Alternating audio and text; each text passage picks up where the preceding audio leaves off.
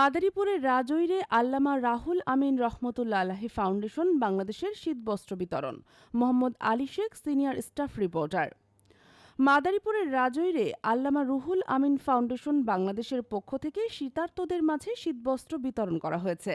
সকাল 11টায় রাজৈর উপজেলার মোস্তাফর highway police ক্যাম্পে অফিস ফাউন্ডেশনের সভাপতি মোহাম্মদ হাবিবুর রহমান আকনের সভাপতিত্বে ও সিনিয়র সহসভাপতি সাংবাদিক সুজন হোসেন রিফাতের সঞ্চালনায় প্রধান অতিথি হিসেবে বক্তব্য রাখেন উপজেলা নির্বাহী অফিসার মোহাম্মদ মাহফুজুল হক।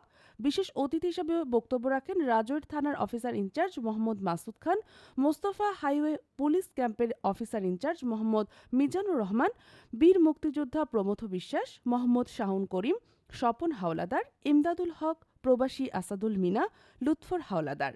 এ সময় আরাফ বাংলাদেশের প্রতিষ্ঠাতা সাংবাদিক সুজন হোসেন রিফাত বলেন, শীত জেকে বসেনি, কিন্তু আমরা সম্ভাব্য শীত মোকাবেলায় অগ্রিম প্রস্তুতির অংশ হিসাবে শীতবস্ত্র বিতরণ করছি।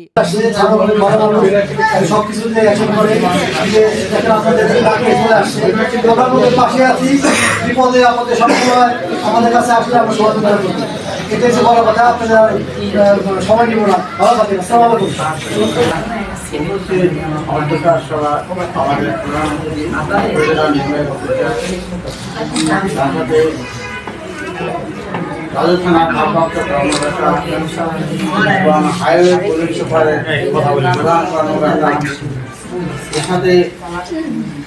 এই প্রতিষ্ঠানের নিমিত্তে যারা এগিয়ে আসছেন, জুবেন ভাই, আরেম ভাই, ইমদাদ ভাই,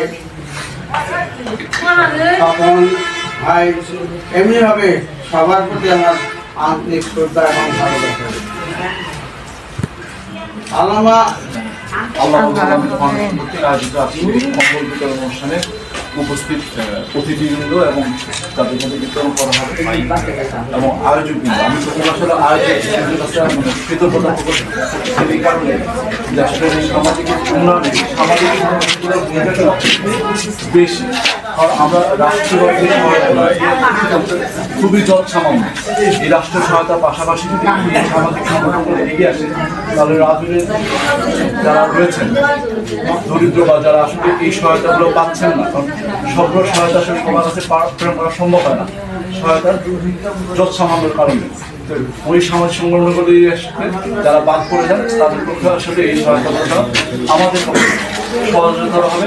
আমি আবারও কৃতজ্ঞতা বলেছি যারা এই সংগঠনের সাথে যুক্ত রয়েছেন, যারা আজকে এই অনুষ্ঠানটা আয়োজনে সহায়তা করেছেন এবং যারা আজকে এই অনুষ্ঠানে উপস্থিত হয়ে এই অনুষ্ঠানের মাত্র আরো বৃদ্ধি করেছেন।